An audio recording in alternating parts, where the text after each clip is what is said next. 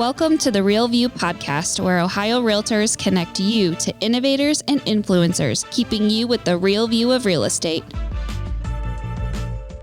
Whether you're a broker, agent, first-time homebuyer, industry leader, or just happen to stumble upon our podcast today, you can expect to hear tips, tools, tricks, interesting information, and so much more from the experts in Ohio's real estate game.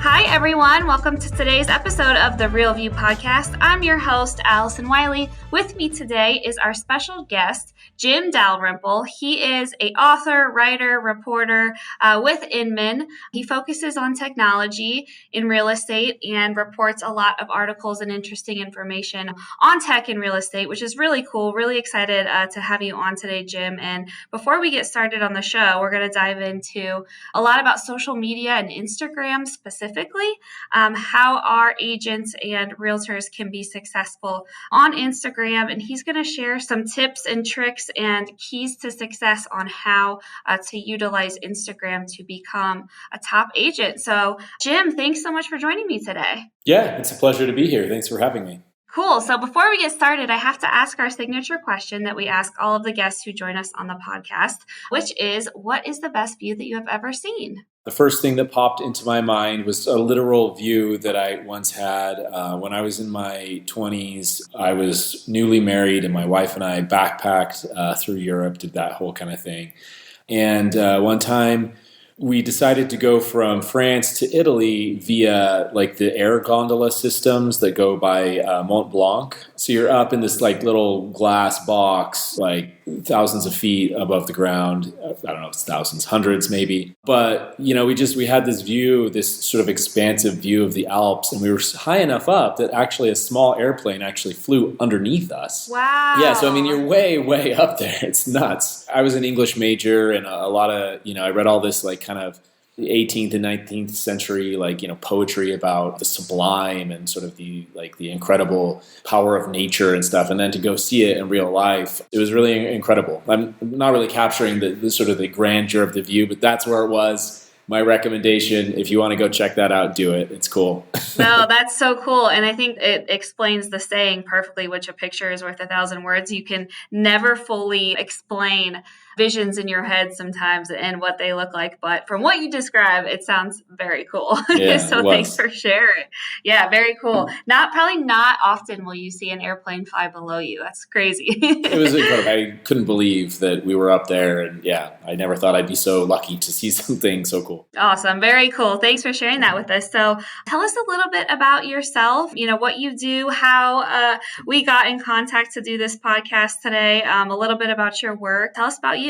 Yeah, of course. So I am a staff reporter. I'm a full-time reporter at Inman. I cover a lot of things about the real estate industry. Originally, I was hired to cover specifically tech, and that's still a large part of what I do. But I also cover a variety of other things as well. I feel like I get sort of a unique, I'm really fortunate. I get this kind of unique glimpse into real estate. I'm not an agent. I'm not a realtor, but I talk to sometimes dozens of agents a week for various stories. Prior to working at Inman, I was a reporter covering other beats and that kind of thing, but I was always sort of a real estate junkie. I'd spend my weekends at open houses. I'd like talk shop with my own agent when I was buying a house and stuff. And so I always just kind of had this sort of like interest. And eventually I thought, you know what, I'm a reporter. I love real estate. I could probably put those together. So that's kind of what brought me to where I am now, and kind of what led to this conversation. Among the many tech things that I cover, I did a piece or a few pieces on social media and specifically on Instagram, and spoke with a bunch of agents on how they're using the platform,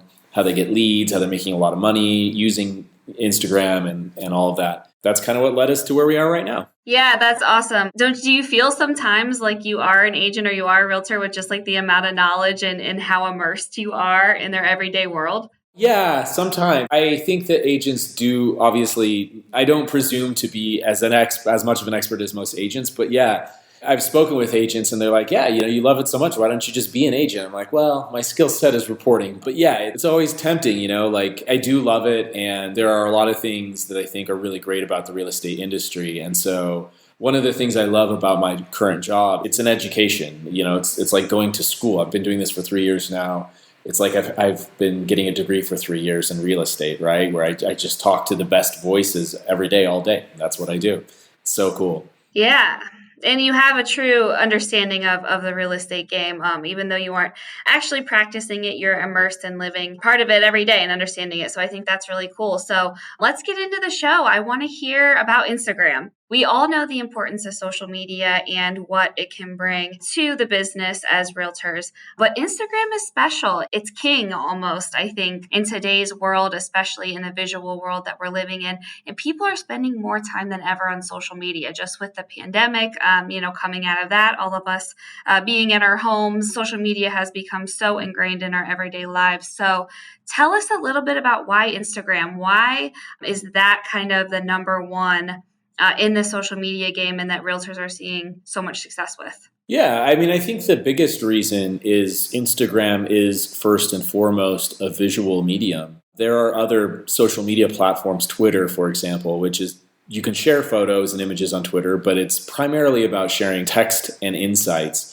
Well, Facebook, again, you can share photos. Facebook is very visual, but it didn't start out as a way to share photos. Instagram, it's natively about imagery, and I think that lends itself really well to an industry where sort of one of the primary jobs of an agent is to share and promote images of property, right? Like that's how you sell a house or how you expose buyers to a house is through imagery.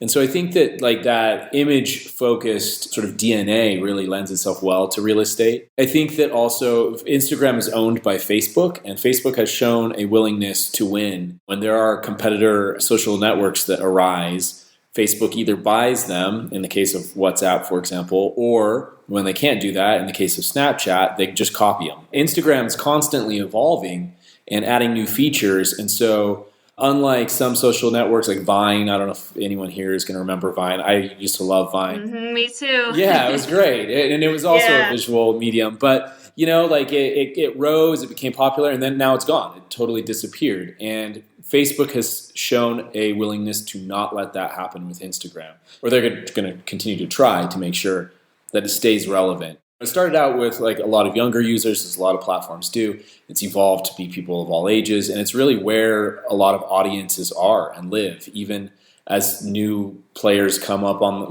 new kids on the block come along, Instagram continues to be where there's a huge amount of audience. And so I think an audience looking for visuals. It's kind of a long answer, but I think that's the main reason why it works so well for real estate. Yeah, absolutely. And it's growing too. I mean, it's just there's no signs of it slowing down. And like you said about it kind of mimicking other social media that are out there. One of those things that they do is with these feeds and reels and stories. And for those of our listeners who don't really know, what that is, I mean, they may be familiar with Instagram. And yes, you go on and you post a photo and you think that that's it. But Instagram added this whole new component with these videos. And they've really kind of started to emphasize these feeds and stories and reels. Talk to us a little bit about what those are and how agents utilize them. I think probably most of us are familiar with what Instagram calls the feed. This is just, if you have ever gone on Instagram, even once, this is what you see. It's just a feed of photos. You scroll vertically, you run through them. It's pictures. You can add more than one photo, so you get what's called a carousel. So you can scroll sideways, but basically just like a long list of photos. And that is still super important to Instagram. Like if you are using Instagram as a platform, you definitely need to have a good feed. It's sometimes the landing page where people are going to find your content. But as competitors arose, Instagram diversified its offerings. So now when you open up the app, you're going to see like a row of circles across the top. It'll be like profile pictures. So like if you looked at mine, it'd be a picture of my face as a little circle all along the top or something. And that is called Stories. This was basically an imitation of Snapchat. So Facebook was trying to compete with Snapchat, and Stories came along and they added that. The biggest differentiating factor of Stories is that they are temporary. They stay live for 24 hours. I'm older than I'm in my late 30s, so like when this came along, I was just like, why would you ever want to put temporary content up? You go through all this effort to make it. I think that the result of that temporary nature of Stories, it gives people a little bit more flexibility. You can maybe be a little bit more personable, a little less polished. It turns out that actually there are a lot of good uses for it. You can kind of just throw things up. For example, if you're doing a house tour, right, you may not want to put 30 photos up in your feed where people are going to get bogged down. They're not going to look at all that stuff. If you put it in your story, you can put up a lot more and people just tap through it really quickly. It has its uses. It's actually become really popular, and Instagram puts it right there at the top of the app, so it's the first thing that people see when they open it up. So if you want to succeed in Instagram, you've got to pay attention to the stories. And I think one other thing to add on that, I guess, is like because it's temporary, it can be a good way to build an audience because your audience has a need to come back to you, right? Like if you are consistently posting stories, you build an expectation among viewers that they need to check your content frequently, right? They can't just log on once a week and check what photo you've posted. They've got to come back every day. And that helps you build consistency. It helps you build your audience and that kind of thing. So that's stories.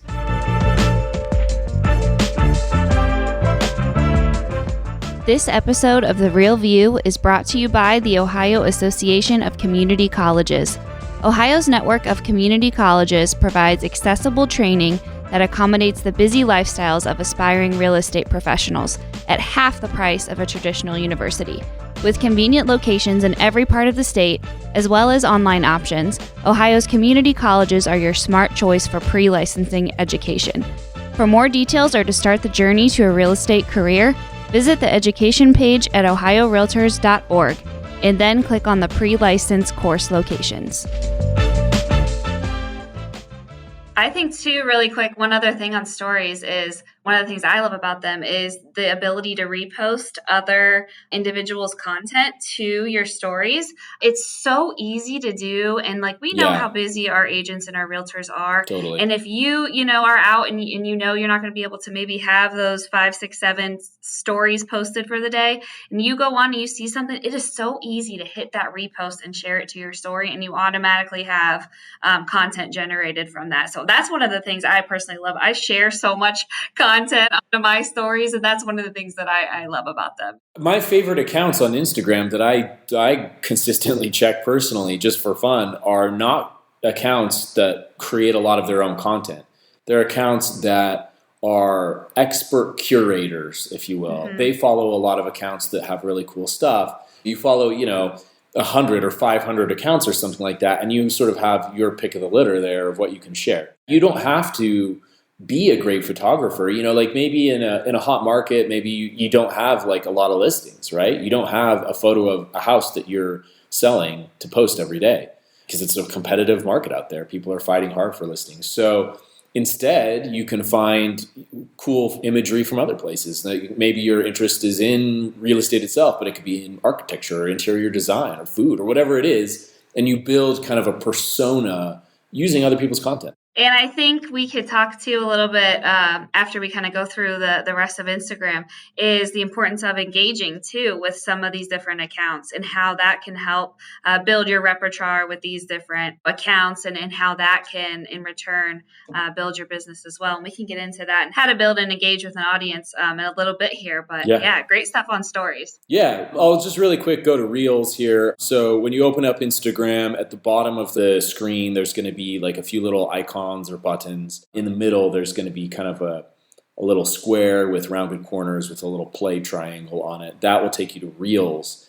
And Reels, much in the way that Stories copied Snapchat, Reels copied TikTok. So Reels is focused around video, and you scroll up, you just keep swiping up and up and up, and the algorithm that they've developed will try and feed you better and better content. TikTok is still much bigger than Reels. Instagram might be bigger than TikTok, but TikTok is bigger than the Reels section of TikTok. And I love TikTok, so I don't want to suggest that it's dying either.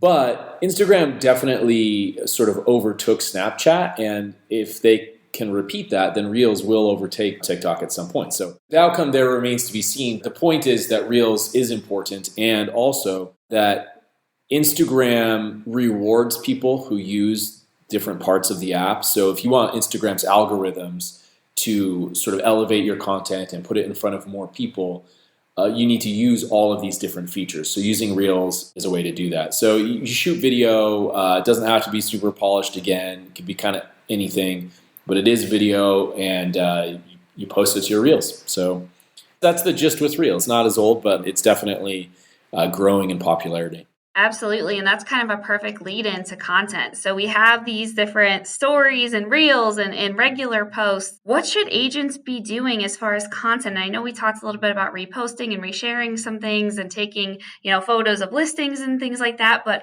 what is that content? What should that look like for our agents? I think maybe one place to start here is maybe some of the pitfalls, because over the course of reporting a variety of stories, I have to find agents to talk to me. Like maybe there's a listing I'm reporting on or some tech trend. And so a lot of times I end up on agent Instagram pages as I'm looking for contact information.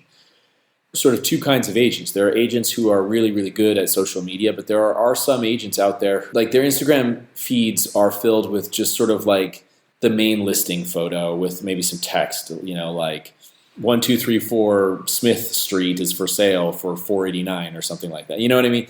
I think you can sprinkle that stuff in, but that is not what the agents who are succeeding at these platforms are doing based on what I've seen. If that's working for, any particular person who's listening to this, by all means, keep doing it. But the agents who I have seen succeed on these platforms are really not doing that at all. And I say this because it's a very common way to approach the platforms. And so what the agents who are succeeding are doing is they're sort of I think they're doing a few things.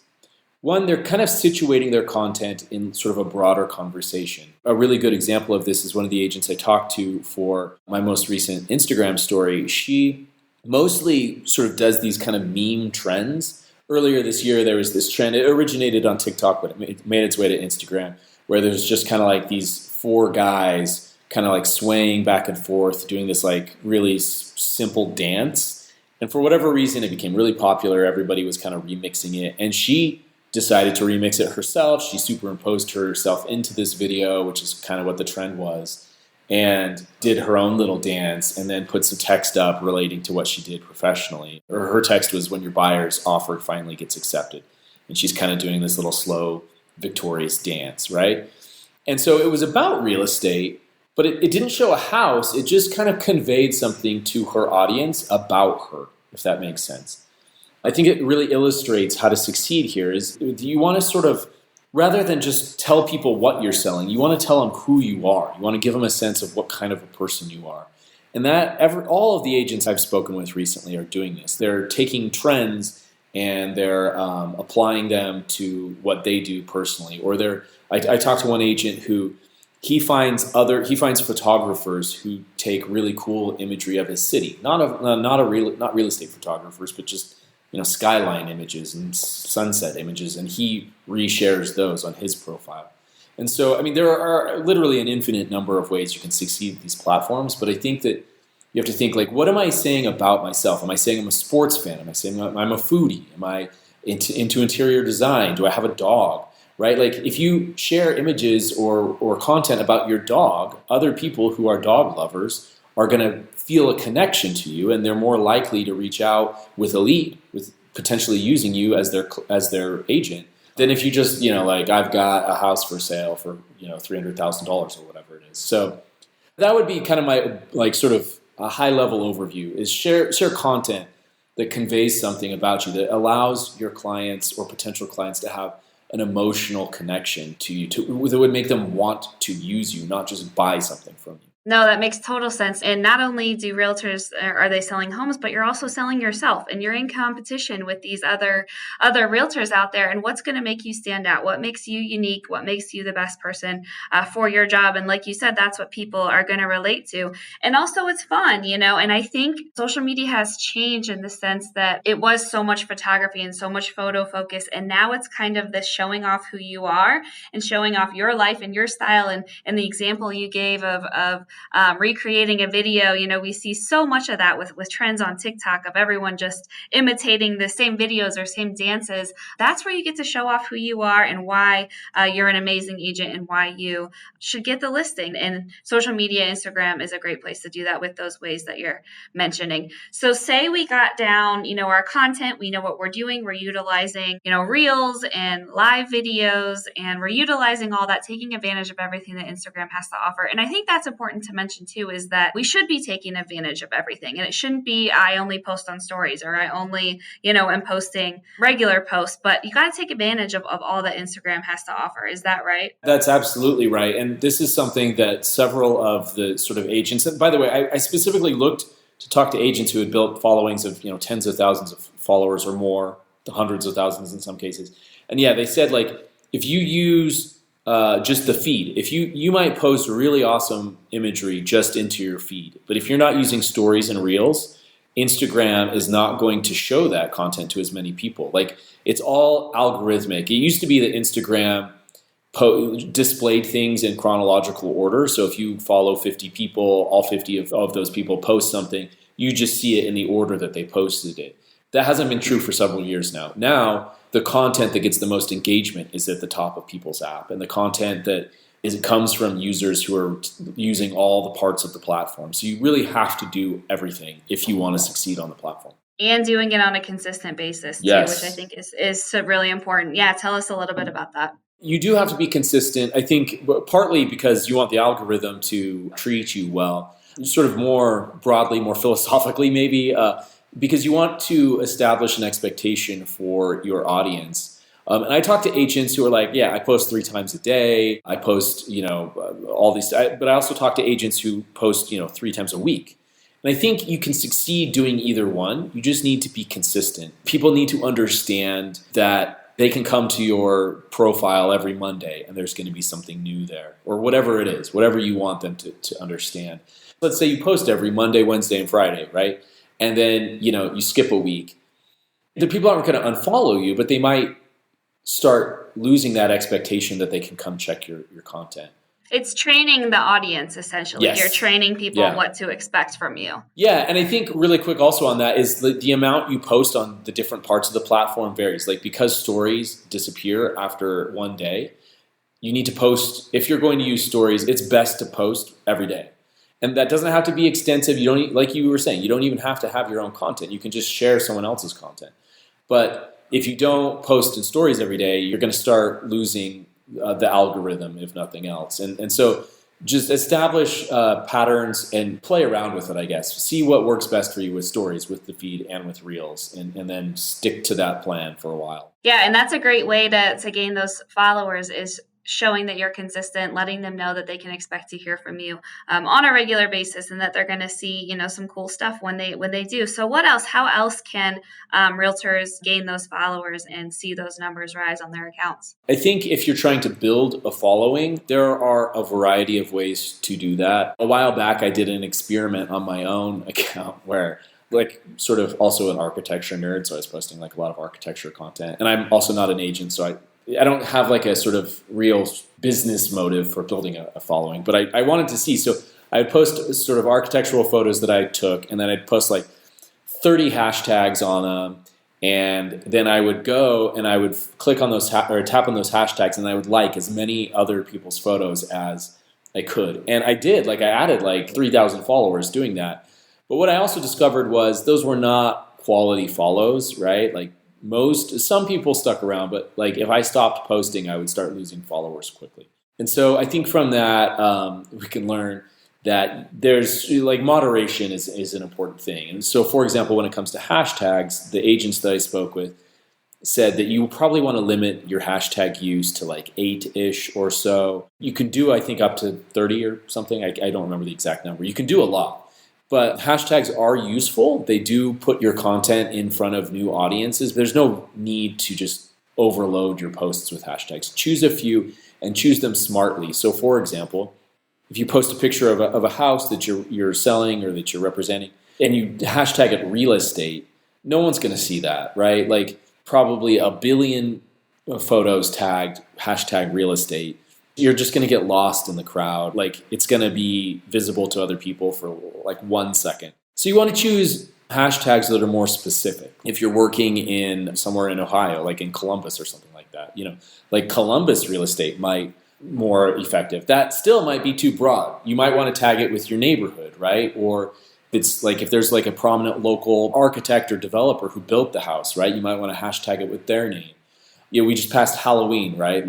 maybe the house was decorated for Halloween. So like maybe there are some Halloween hashtags, but hashtag Halloween would be way too broad.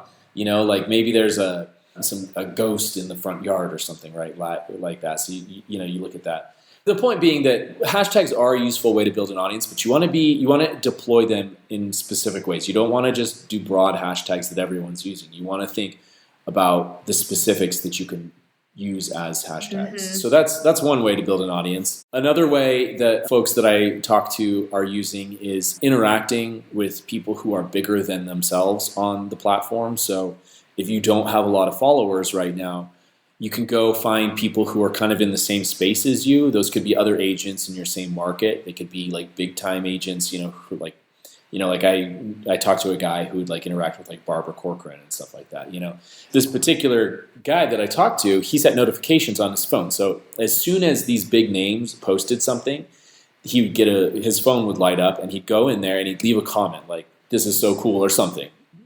Preferably something more substantive than that. But then other people would see that. Sometimes those big names would see that. Other people would interact. Because he was posting so quickly after those posts went up, everyone else who wanted to see that image would see his name as well. And they'd be like, "Oh, who is this guy who's always interacting?" They'd tap his name. They'd go to his profile. They'd follow. And he built a following that way. So hashtags, interacting with people, trying to have authentic interactions. I mentioned a second ago that I just would like follow as many people as I could, or like their posts, and that's just those aren't really authentic interactions. They don't last. You want people to feel like you're a real human being interacting. They don't want to feel like you're a bot. So those are a couple of ways that come to mind. Those are a great bit of advice. And, we're not saying spend, your entire day on social media. And I think that's what can be overwhelming for some of our agents. They're like, I have to sell houses and run a social media account. How am I going to do this? But it's just spending, 5-10 minutes throughout the day, checking in, posting, creating that content. I'm a big fan of scheduling too, whenever you can do that, have stuff pre-planned throughout the week, if you want, create some videos when you have the time and then save them to post them later. I think that's, a great bit of advice too, if you're worried about the amount of time. But you can be really effective in a short amount of time with social media, and especially Instagram. And I think that that's one of the great things about it. So check out Instagram, use all of the features. You can really be successful with it. And as you've mentioned in your article, you've spoken to numerous agents who have got referrals and have grown their business just from using their Instagram. Yeah, absolutely. I mean, I didn't quite grasp the scope of this until I started doing some reporting. I mean, I knew agents were doing it. Some agents were really successful, but yeah, like millions in commission, right? Like people are doing a lot of business. Everybody has kind of their preferred social network. Like some people are on Facebook, some are on YouTube.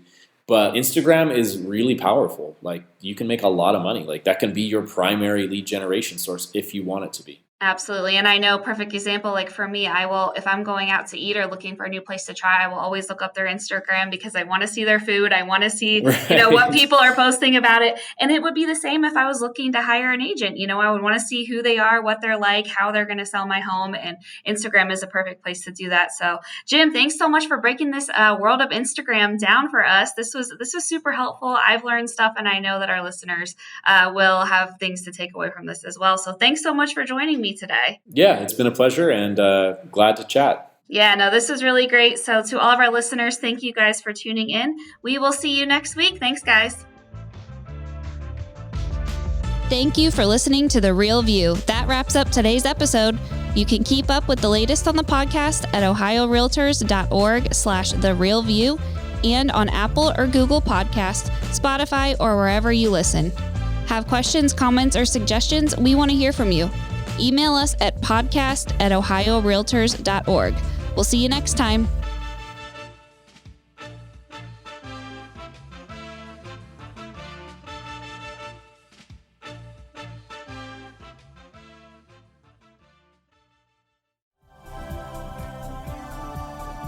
This has been a Humble Pod production.